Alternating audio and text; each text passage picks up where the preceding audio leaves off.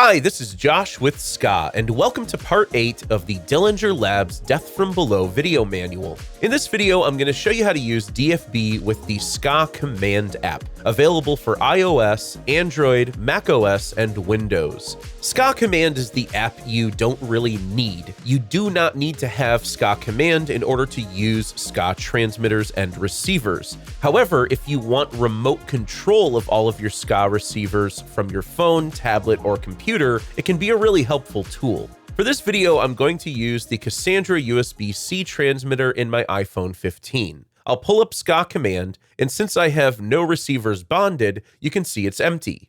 Each of the 4 bays can hold a single bonded receiver or a cluster of receivers. One thing we can do here already is we can give our transmitter a name. I'll just name this Josh's Cassandra transmitter. Let's bond our first receiver. I'll turn on a DFB, and you'll see it automatically bonds to Cassandra and shows up in SKAA Command. Let's go ahead and bond a second DFB, and it shows up here as well. I'll also bond 2 Soundbox 4 on speaker poles, so I can remotely control all 4 speakers in my setup. This is a really great way to manage volume levels of music playing at parties, events, or weddings without needing a mixer and a full PA setup.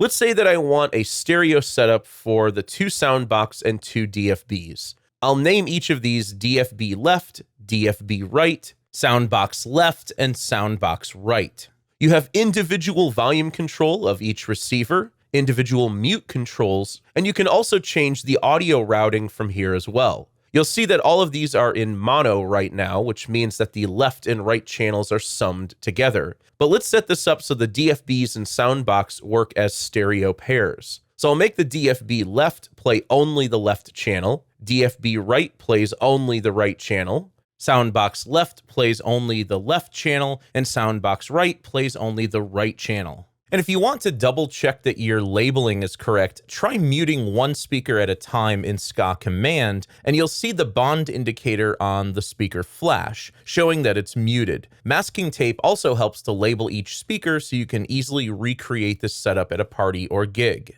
And if I want to control the volume of all 4 speakers simultaneously, there's a global volume slider down here at the bottom. SKAA's global volume is the volume level of the transmitter, while the individual volume sliders for each receiver control the local volume for each receiver. If you want to mute all of the receivers at once, click the triangle button at the bottom. Once you do, you can individually unmute each receiver.